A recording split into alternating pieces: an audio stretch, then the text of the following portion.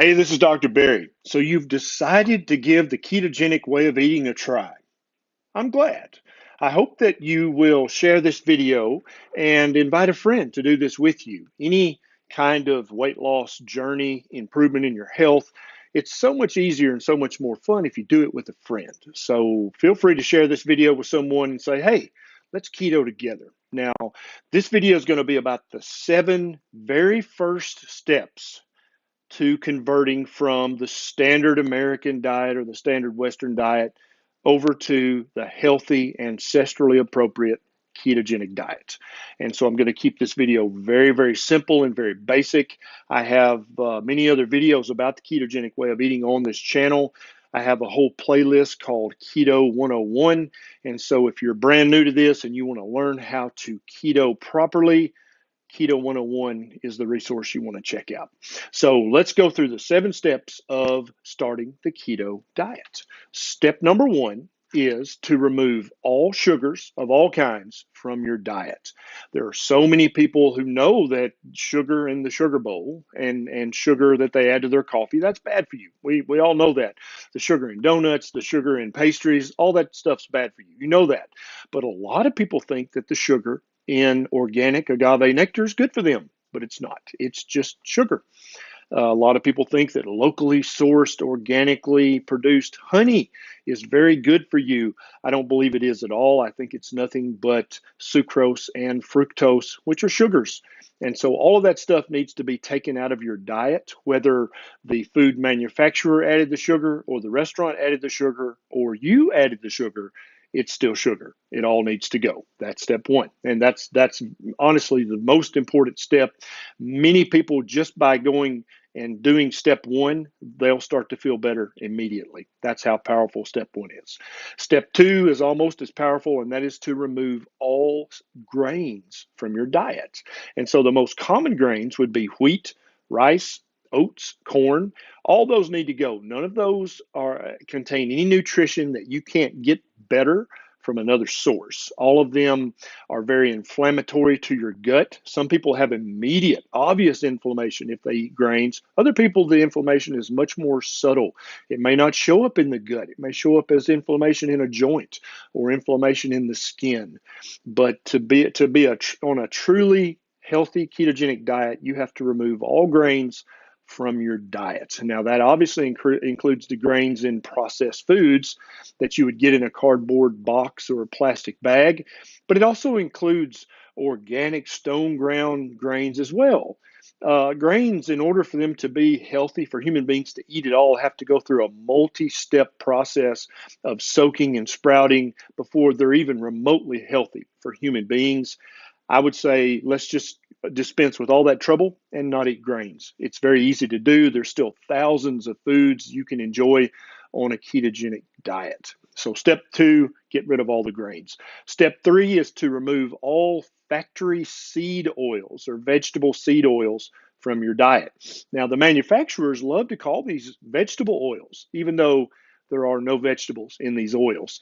These are canola oil, which comes from a rapeseed plant. This is corn oil. This is soybean oil. This is safflower. This is peanut oil. All of these have a terrible omega-6 to omega-3 ratio.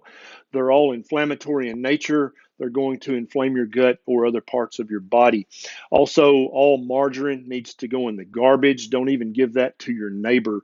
All shortening, vegetable shortening, Crisco, country crock, I can't believe it's not butter. All of that's crap. You need to throw that away. You need and don't eat that ever again. Even if you stop keto, please never eat industrial factory processed seed oils again. They're very bad for your body. That's step 3. Step 4 is you have to stop being afraid of good, healthy fats. This would include butter, ghee, bacon grease, beef tallow, avocado oil, olive oil. These are natural oils that you don't have to go to a factory to get. You can actually make these oils in your own home with the raw supplies. And so obviously those are much more ancestrally appropriate. Our ancestors have made oils from these sources for hundreds and even thousands of years. They're very easy to do. They don't involve any high heat, any chemicals, any hexane, any detergents, any of that kind of stuff. You just make the oil from the oily source, right? So stop being afraid of these fats. These fats are not going to lower your HDL. They're not going to raise your triglycerides. They're not going to raise your A1C. They're only going to move your markers for chronic disease in the right direction. Okay. Step number 5 is to stop being afraid of salt. Salt is good for you. All mammals, from the smallest to the largest, love salt and need salt. There is a reason that animals will walk miles to lick on a salty rock, and that's because all mammals need salt. If you prick your finger and you taste the blood, it's very, very salty. That's okay. That's normal. We are salty creatures, okay? Stop being afraid of salt. Now, I want you to not just thoughtlessly use the table salt that comes out of the Umbrella Girl container. Don't thoughtlessly use the salt that they give you at the restaurant because they're going to buy the cheapest variety they can find. Use a good quality rock salt that's been mined from deep under the ground. That's the safest and it has the most minerals, okay? And I'll put a link down below to a salt just like that. The next step is to eat whole, real foods.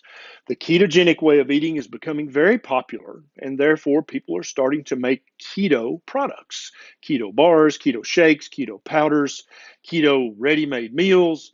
Yeah, okay, that's probably better than eating a Snickers bar, but how about we just follow step 6 and focus on eating real whole foods that don't have a label? Right? Because if you buy a T-bone, it's just beef. That's it. There's no added, nothing else, right? If you just buy broccoli, then it's broccoli. That's a real whole food. And so for at least the first few months of your ketogenic journey, I want you to really focus on step 6, which is eating real whole ketogenic foods. Okay.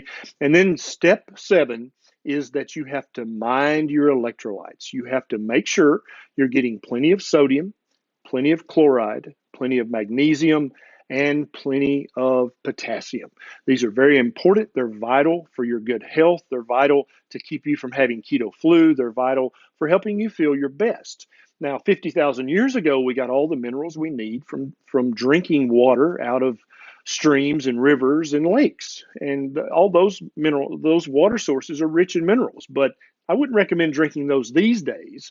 You can just get a good product that has all 4 in them, or you can buy several cheap products that have them in them individually. And I'll put a link down below to the electrolytes I use. And so those are the first 7 steps. This is very simple. And if you follow these steps, and check out my Keto 101 series, which is going to pop up either here or here, I can never remember, in a second, then you can make the ketogenic way of eating the healthiest, easiest, most sustainable diet that you've ever eaten in your life. It can become the permanent way that you eat, and you can reap all the health benefits from that. Now, if you enjoyed this video, please take 1 second and consider clicking that subscribe button and the little bell button right beside it. That way, every time I get a bright idea, you'll be one of the very first to know, okay?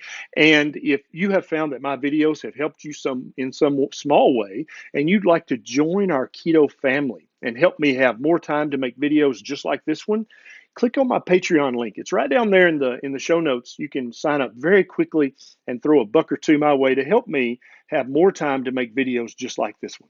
This is Dr. Berry. I'll see you next time.